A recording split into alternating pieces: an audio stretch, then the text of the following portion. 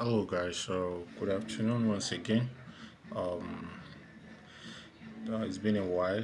I just want to uh, look at this very tricky, or let me say, very simple issue. Actually, this system was brought today for repair, and the major issue is it has a liquid damage, and unfortunately, the liquid damaged the keyboard, and it was unable to come on. And on the keyboard, the uh, power switch is on the keyboard, so there was no way they could power the system on. According to them, they took it to an engineer, and there was no way they could power it on there, so they were asked to replace the keyboard. So upon checking the motherboard, I discovered that the issue with the system is not apart from the keyboard issue, because the keyboard seems damaged, but I discovered that there is a liquid spill on the KBC side, which is the keyboard side. If you look at it, this is our board view. So if you look at it critically, I checked through this board view, and on the KBC side, the keyboard area, I discovered that there's a liquid spill around that area.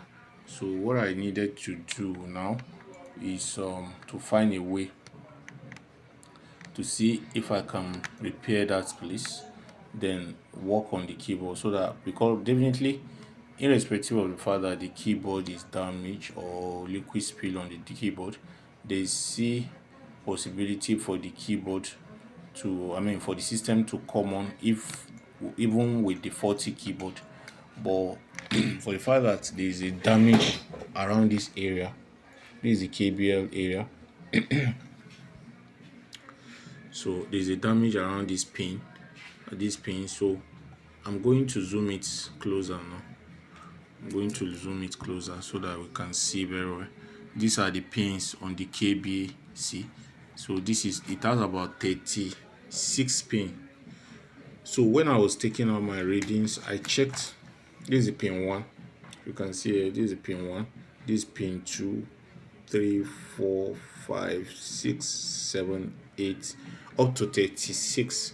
So what I did was to carry out the reading one by one, and I discovered that upon getting to pin 20, this pin 20, this is the drive V9. Drive V9, there is a short. The pin is kind of, there's corrosive short around the pin 20. So what I did was to peel off the track that comes to that place, and I run a jumper to this. So I run a jumper to this 20, the pin 20, and boom, the system started coming on. So that's to say that there is for us to be able to, even if we should change the keyboard, for instance, that okay, just like what the engineer suggested, that they should change the keyboard. If they should change the keyboard, there's possibility that the system won't stay common.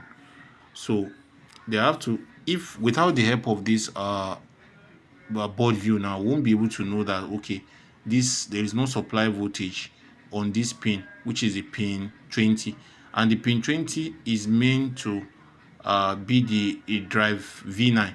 That is pin 20 is the drive V9. And if you look at where does it go to, this pin 20 goes directly to uh let's see where it's going to now. Okay, this pin 20 also goes to the standby IC. It goes to the standby IC. You can see this is it. It goes to the standby IC also. So that means if this pin is not rightly corrected, there is possibility that the whether changing after changing the keyboard, the motherboard won't stay turn on.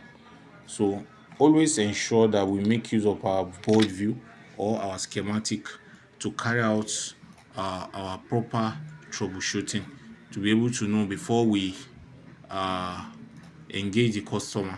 Because if the customer should just go ahead and get a keyboard now, and at the end of the day the system will say turn on, that means there will be a problem. So thank you for always following my page. Always like, share, and subscribe.